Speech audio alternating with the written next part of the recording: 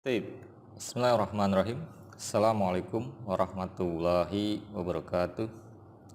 Alhamdulillah, salatu wassalamu ala rasulillah yang ma'bad. Adik-adik yang insyaallah dirahmati Allah subhanahu wa ta'ala, Alhamdulillah kita kembali lagi bertemu bertatap muka masih melalui media yang sama, melalui virtual Zoom meeting. Insyaallah pada kesempatan kali ini kita akan melanjutkan pembahasan terkait bab yang kedua, teks eksplanasi gitu ya.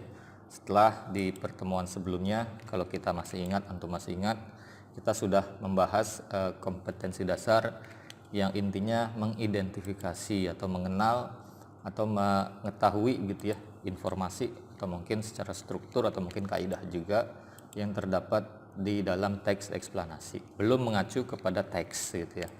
Nah, baru hanya mengenal saja di pertemuan sebelumnya gitu ya.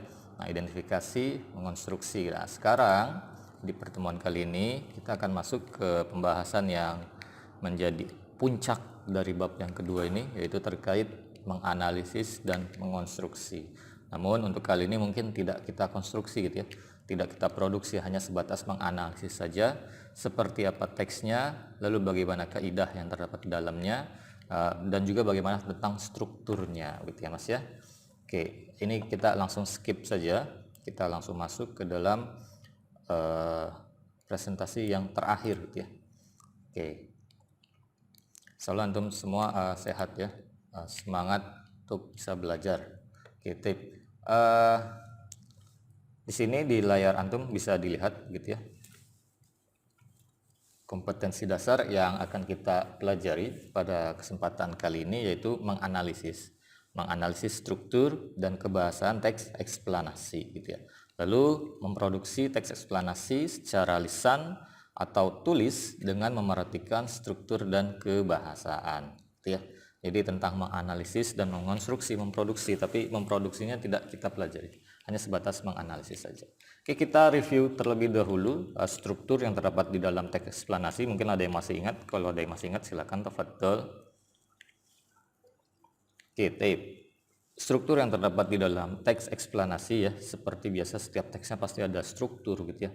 Mulai dari pernyataan umum kalau dalam teks eksplanasi gitu ya, deretan penjelas, lalu kemudian interpretasi gitu ya, lalu kemudian simpulan. Nah, kalau kita ingat kembali gitu ya, sebelum saya sampaikan di sini mungkin ada yang masih ingat apa itu pernyataan umum, deretan penjelas sampai simpulan, monggo silakan. Oke, pernyataan umum ya, ya kalimat biasa gitu ya, kalimat biasa, pernyataan, kalimat informasi biasa yang sifatnya masih umum, yang menjelaskan tentang judul gitu ya. Jadi judulnya tentang apa dijelaskan di dalam paragraf yang pertama, dikenalkan gitu ya, disampaikan secara umum saja tentang judulnya. Pernyataan yang sifatnya masih umum gitu ya. Jadi pengenalan gitu ya, pengenalan terkait judul. Lalu struktur yang kedua, deretan penjelas. Dari namanya saja deretan penjelas. Ya berarti setelah kita ketahui di bagian awal itu ada pengenalan tentang judul, ya berarti di paragraf selanjutnya itu akan kita ketahui penjelasan lebih jauh ya. Penjelasan lebih jauh terkait tema atau mungkin judul yang sedang dibahas gitu ya, deretan penjelasnya. Oke, lalu kemudian di struktur yang selanjutnya ada interpretasi. Nah, interpretasi ini semacam tafsiran gitu ya, semacam tafsiran si penulis terkait fenomena yang sedang terjadi gitu ya. Apakah baik, buruknya, atau mungkin dampaknya bisa dikaitkan, dimaknai dengan kehidupan sehari-hari, itu bisa saja ya, kalaupun ada di dalam teks gitu ya. Lalu kemudian terakhir simpulan ya, simpulan berarti kita mencoba menegaskan, merangkum, atau mungkin mencari benang merahnya begitu ya, dari kejadian atau mungkin dari fenomena alam, sosial, budaya, atau mungkin fenomena yang sifatnya agama gitu ya. Itu apa masalah intinya gitu ya, ada di bagian simpulan. Ya, itu kita review kembali struktur teks eksplanasi. Ya, kita masuk ke slide selanjutnya. Di sini kita akan dapati tentang kaidah, sama seperti bab-bab sebelumnya gitu ya. Ada struktur, ada kaidah gitu ya. Nah, kaidah yang terdapat di dalam teks eksplanasi ada cukup banyak ini ya. Ada berapa? Kita akan cek kembali. Ada keterangan waktu, konjungsi, istilah populer gitu ya. Lalu kemudian ada juga kata kerja pasif gitu. Ini berdasarkan apa yang ada di buku paket antum, ya. Copula, lalu kemudian kata ganti benda. Mungkin ada beberapa istilah yang baru antum dengar, silakan antum pahami, cermati gitu ya. Nah, nanti bisa ditanyakan, misal antum nggak mengerti atau mungkin antum butuh penjelasan lebih jauh, ya, misal tidak dimengerti, antum silakan tanyakan saja gitu ya. Jadi ada keterangan waktu, konjungsi, istilah populer, kata kerja pasif, copula, dan kata ganti benda. Dan perlu antum ketahui, ada beberapa kaidah yang ada di sini itu sebenarnya sudah kita pelajari di bab sebelumnya gitu ya, seperti keterangan waktu gitu ya, konjungsi, lalu kemudian istilah populer. Ini ada di bab sebelumnya, bab 1 teks prosedur. Nah, ada yang baru di bab yang kedua teks eksplanasi, yaitu kata kerja pasif, copula, dan kata ganti benda. Nah, berarti kita mendapatkan penambahan materi terkait kaidah itu tentang kata kerja pasif, copula, dan kata ganti benda. Sedangkan ketiga yang sebelumnya ini sudah pernah kita pelajari di pertemuan sebelumnya. Oke ya. Oke, mudah-mudahan ini bisa dipahami sebelum kita masuk ke dalam penjelasan lebih jauh terkait kaidah. Oke ya. Kita masuk ke slide selanjutnya. Oke. Istilah populer. Sebelum saya sampaikan di sini, silahkan mungkin ada yang mau menyampaikan, monggo. Oke, tafadhol ya. Oke, karena bersifat keilmuan gitu ya, penggunaan istilah populer yang sesuai konteks kerap digunakan untuk memperjelas definisi, hubungan sebab akibat ataupun kronologi terjadinya suatu fenomena. Oke ya. Di sini saya garis merahkan memperjelas definisi. Lalu kemudian warna yang berbeda hubungan sebab akibat. Lalu kemudian yang terakhir kronologis. Maksudnya apa? Berarti nanti akan ada istilah atau satu kata, dua kata, atau mungkin banyak juga kata yang sifatnya harusnya diketahui oleh orang banyak. Ya, jadi orang banyak, masyarakat luas itu tahu, oh ini artinya ini, oh ini artinya ini, oh ini artinya ini. Nah, kata-kata tersebut gunanya untuk memperjelas definisi, hubungan sebab akibat atau kronologi. Kronologis itu apa? Urutan peristiwa, ya, urutan kejadian peristiwa. Nah, beda dengan sistematis ya. Kalau prosedur itu sistematis. Kalau teks eksplanasi dia kronologis. Sama-sama berurutan tapi beda konteks penggunaannya. Ya, kalau kronologis ini lebih kepada rangkaian peristiwa gitu ya.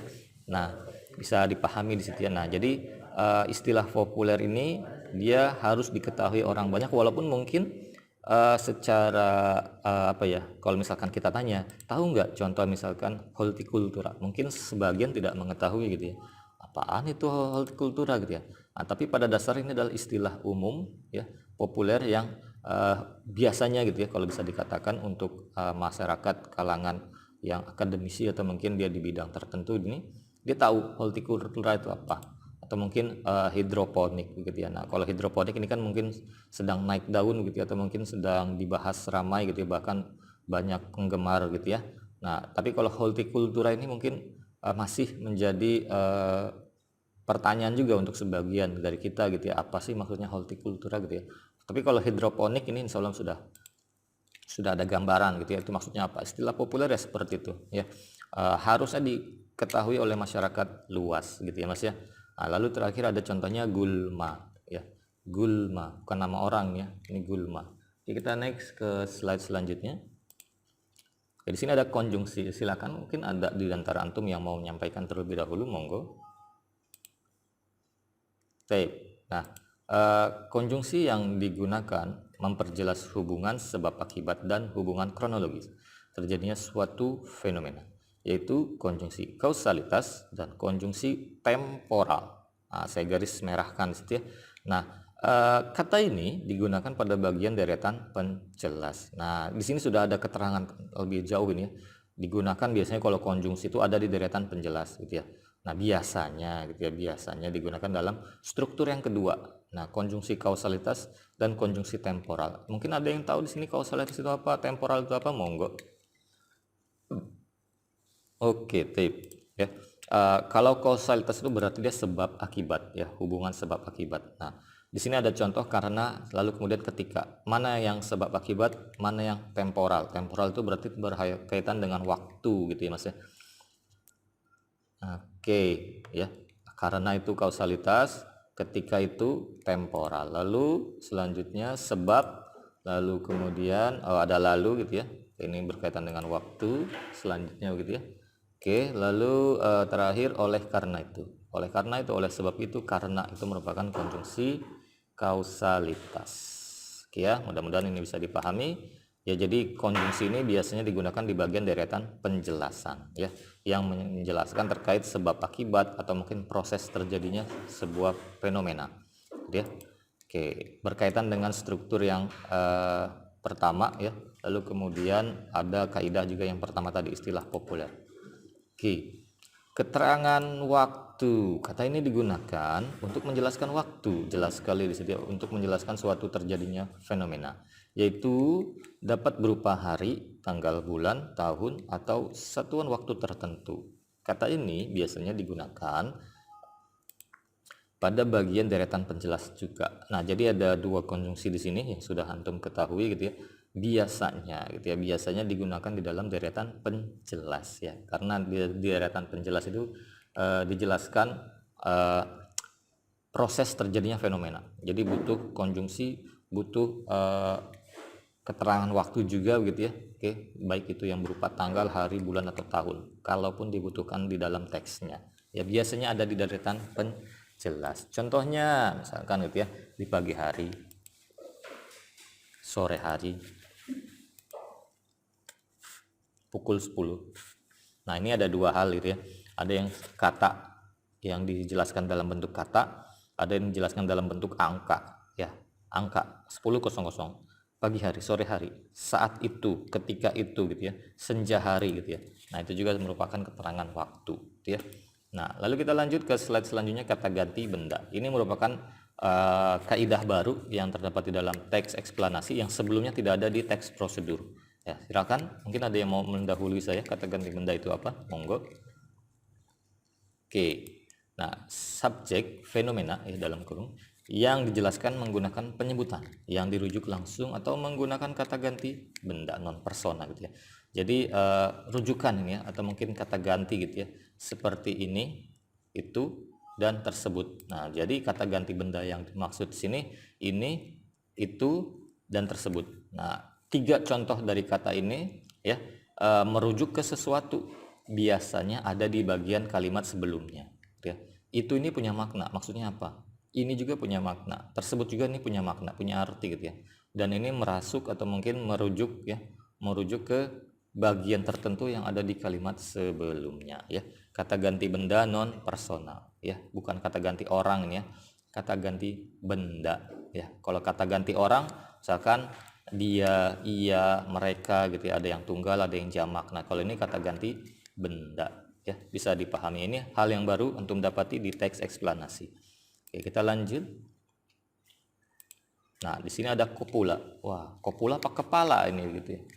Kopula begitu ya Mas ya. Nah, kopula itu digunakan untuk menjelaskan definisi kata, istilah, atau konsep yang berkaitan dengan suatu fenomena gitu ya. Jadi secara sederhananya kopula itu definisi gitu ya. Definisi, contohnya misalkan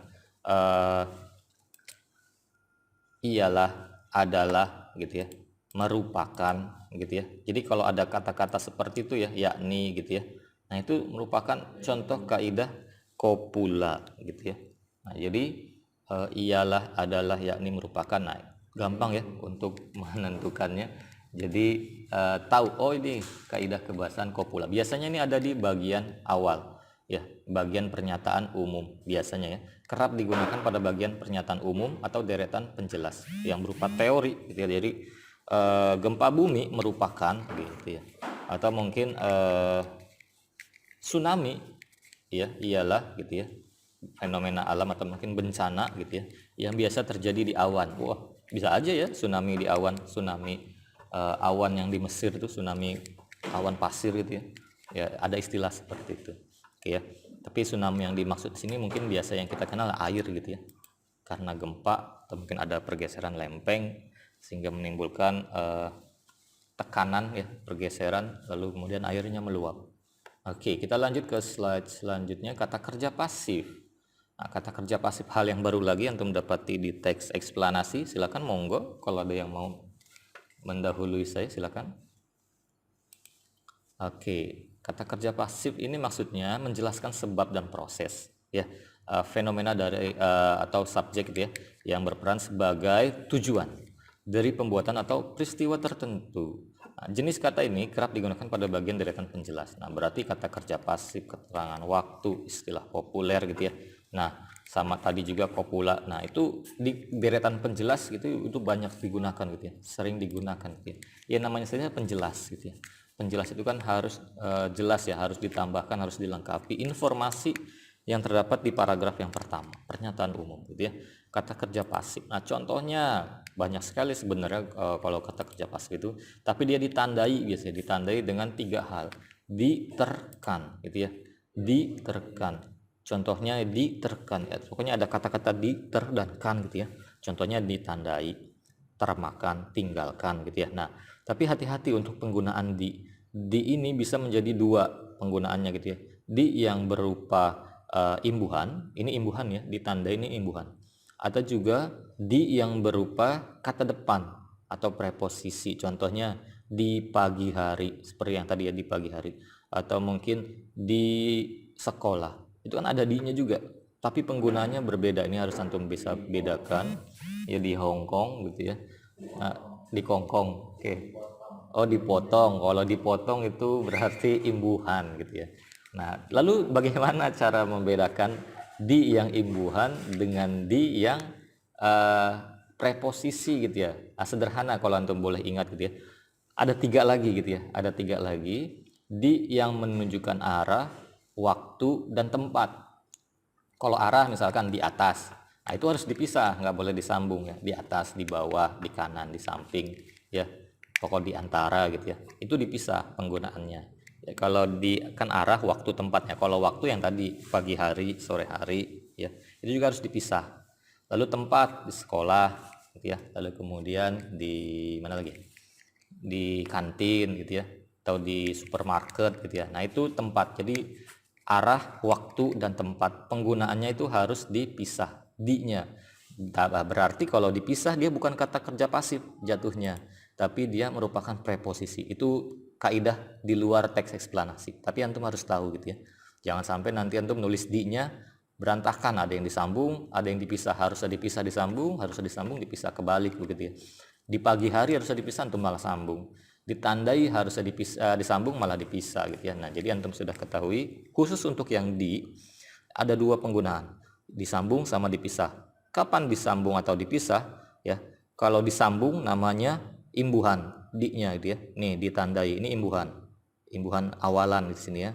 Nah, saya nggak perlu jelasin imbuhan dulu ya, karena terlalu luas nanti antum melebar jauh gitu ya. Fokus di sini saja. Lalu kemudian di yang dipisah itu namanya preposisi. Nah, seperti yang tadi contohnya, kalau kita kembali ke slide sebelumnya, ada di pagi hari. Nah, itu preposisi, tapi dia menunjukkan waktu gitu ya, keterangan waktu gitu ya. Nah, di situ ya bedanya ya kata kerja pasif di gitu ya, harus dibedakan. Kalau dipotong, dipotong itu bukan arah, bukan tempat, bukan waktu. Potong itu bukan tempat, potong itu bukan arah, juga bukan waktu. Makan, tandai, lalu kemudian apa lagi? Tidur, ya. Lalu kemudian pulang, dipulangkan gitu ya. Itu bukan waktu, bukan arah, bukan tempat gitu ya. Nah, dia harus disambung. Nah, mudah-mudahan itu bisa dipahami dan bermanfaat ya. Ter dan kan, termakan, tinggalkan. Nah, jadi kata kerja pasif di sini kalau antum bisa temukan di dalam teks tandai, ditandai, atau mungkin disambung gitu ya. Termakan, tinggalkan. Nah, ini banyak ya. Pokoknya yang melekat terkan sama di yang disambung gitu ya. Itu kata kerja pasif. Ya, insya Allah mudah ya. Nah, ini seperti games aja sebenarnya kalau antum mau menentukan kaidah kebahasan yang terdapat di dalam teks. Antum tahu teorinya, insya Allah tinggal baca aja gitu ya. Tahu dapat gitu ya. Nah, kita lanjut ke slide selanjutnya. Oke. Oke, nah sekarang kita sudah masuk ke bagian menganalisis teks eksplanasi. Nah, selalu ya ada teks ya, antum jangan sampai bosan membaca teks, karena ini juga sebagai bentuk literasi gitu ya. Di sini ada judul Gempa Aceh yang kita pakai teks sebelumnya gitu ya, tapi yang berbeda di sini adalah ada analisisnya gitu ya. Nah, silakan sebelum saya klik atau saya lanjutkan, monggo didahului kalau ada gitu ya. Tafadhol. tentukan mana kaidahnya gitu ya, paragraf 1 dan seterusnya. Nah, silakan.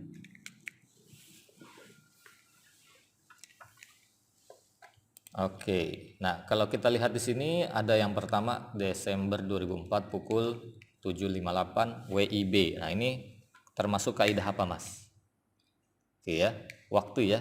Oke, ada kaitannya dengan waktu. Oke, keterangan waktu. Lalu kemudian, Oke, lalu yang kedua di sini merupakan, nah tadi barusan kita bahas ini, yang baru antum dapati di teks eksplanasi ini apa? Termasuk kaidah apa? Tape kopula gitu ya. Oke, lalu ini, ada ini, ada itu ya, ada tersebut begitu ya.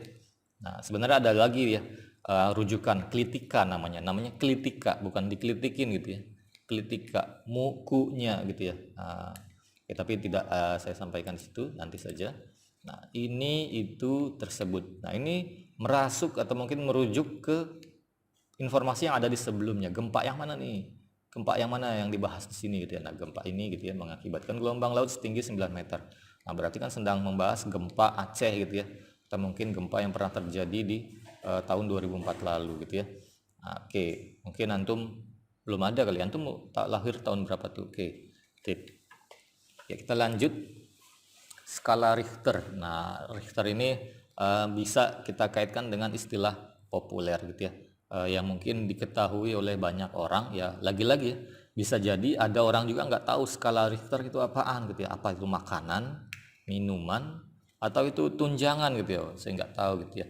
Nah ya lagi-lagi dikembalikan ke pribadi gitu, tapi secara umum ya, ini merupakan istilah yang harusnya diketahui oleh orang banyak ya. Oke, lanjut. Di sini ada kata lalu. Nah ini termasuk apa? Konjungsi ya. Konjungsi tadi kita sudah dapati dua ya, kausalitas sama temporal. Nah, ini termasuk konjungsi temporal. Oke, lalu disertai. Nah, disertai. Nah, gempa bumi yang disertai gelombang tsunami itu merupakan bencana yang mengakibatkan kematian. Apakah ini termasuk kaidah yang mana? Tadi? Oke, ini sebenarnya mungkin yang dimaksud di sini adalah kata kerja pasif gitu ya. Nah, apakah benar ini kata kerja pasif? Disertai ya, kata kerja pasif. Kalau aktifnya menyertai gitu, tapi kan nggak masuk ya, gempa bumi yang menyertai gelombang. Oke, nggak masuk ya. Nah ini imbuhan gitu ya, ini sudah termasuk sebagai imbuhan ya. Di ya, di dengan i gitu ya, serta, dasarnya serta gitu ya. Nah bukan sertai gitu ya, nah, nanti untuk salah tafsir. Oke, di ini kata kerja pasif. Oke, lalu disebabkan. Nah ini pasifnya. Kalau aktifnya menyebabkan gitu ya. Nah itu insya Allah antum paham di situ, menyebabkan gitu ya. Oke, lalu apakah ada lagi? Sekarang strukturnya sudah jelas ya. Kalau sudah ada masuk ada kotak seperti ini, pasti kita masih ingat struktur yang pertama apa mas? Oke, pernyataan umum ya, pasti gitu ya mas. Lalu struktur yang keduanya ya jelas ya, struktur kedua itu kan deretan penjelas, berarti setiap kalimat paragraf yang menjelaskan terkait judul gitu ya, itu masuk ke dalam deretan penjelas. Nah jadi dari slide yang kita lihat saat ini gitu ya, kita sudah dapati banyak sekali kaidah, lalu kemudian strukturnya juga sudah kita dapati. Nah jadi antum ketika nantinya ya, mungkin anda nggak minta antum menganalisis ya, ketika diminta sewaktu-waktu gitu ya, wallahu alam apakah kapan dan seperti apa kondisinya, menganalisis teks ya seperti ini kurang lebihnya. Jadi antum lihat, antum tandai, antum jelaskan ya, ini merupakan kaidah kebahasaan kopula, ini keterangan waktu, ini konjungsi waktu temporal gitu ya. Nah silakan, nggak ada masalah gitu ya. Nah, kita lanjut ke slide selanjutnya. Oke, tadi kita sudah dapati banyak sekali kaidah gitu ya. Nah mungkin di sini kita hanya dapati tentang strukturnya saja gitu ya. Nah ini berarti masih melanjutkan struktur yang kedua tadi gitu ya, deretan penjelas, lalu kemudian sini ya, di sini ada interpretasi gitu ya, mengingatkan kita bahwa peristiwa tersebut dapat terjadi kapan saja dan tanpa mengenal musim. Ini interpretasi atau tafsiran dari si penulis gitu ya. Nah, oke, lalu di bagian terakhir ada simpulan pastinya gitu ya. Dengan adanya kejadian tersebut, banyak pelajaran yang bisa diambil mulai dari introspeksi diri kita dengan sesama, lingkungan, dan Sang Pencipta. Senantiasa kita selalu mengingat kematian, mudah-mudahan Aceh dan korban lainnya bisa kembali bangkit gitu ya Mas ya. Nah, kalau kita melihat saat ini Aceh sudah maju gitu ya. Aceh sudah bangun, sudah kembali bangkit, walaupun mungkin masih menyisakan duka gitu ya. Masih dalam ingatan pernah terjadi peristiwa yang memang tidak semua orang menginginkan itu ya. Bahkan tidak diinginkan gitu ya, kejadian seperti itu. Tapi ya memang semua itu sudah menjadi takdir ya. Kita harus menyikapi dengan baik gitu ya. Jangan menolak gitu ya. Itu memang merupakan kejadian yang sudah ini ya, sudah memang takdir ya gitu ya. Kita sebagai umat muslim ya cukup bersabar ya. Lalu kemudian mengambil hikmah, introspeksi, lalu memperbaiki hubungan kita gitu ya, baik dengan sesama manusia, alam, dan Sang Pencipta gitu ya. Oke, dan mudah-mudahan tidak terjadi lagi kejadian seperti itu ya. Kita berdoa bersama semoga Aceh cepat bangkit ya, dan tidak ada kejadian serupa ya, walaupun mungkin sudah banyak sekali rentetan kejadian setelah tahun 2014 terkait tsunami gitu ya Mas ya. Oke, itu saja yang bisa kita diskusikan pada kesempatan kali ini. Terima kasih bagi antum yang sudah hadir di awal waktu. Mudah-mudahan istiqomah sampai nanti di tahun akhir ya. Dan semuanya insya Allah kalau antum belajar niatkan ikhlas, belajar menuntut ilmu karena Allah Ta'ala, insya Allah apa yang antum pelajari itu menyerap ya, karena antum ikhlas sungguh-sungguh mencatat ya. Lalu kemudian bermanfaat juga karena antum ketika mencatat, menyerap, memahami, tentunya membantu antum ketika ada ulangan, ketika ada tugas gitu ya. Mudah-mudahan bermanfaat ke sana, berkah ilmunya. Oke, itu saja. Tetap jaga adab, jaga sikap ya selama pandemi ini. Mudah-mudahan kita bisa kembali bertemu di Ibnu Hajar semisal sudah diperbolehkan. Oke, ana akhiri, kita tutup bersama dengan hamdalah dan doa kafaratul majelis. Alhamdulillah rabbil alamin. Subhanakallahumma wa bihamdik, asyhadu an la ilaha illa anta astaghfiruka wa atubu ilaik. Sampai bertemu di pertemuan selanjutnya. Ana akhiri, terima kasih. Assalamualaikum warahmatullahi wabarakatuh.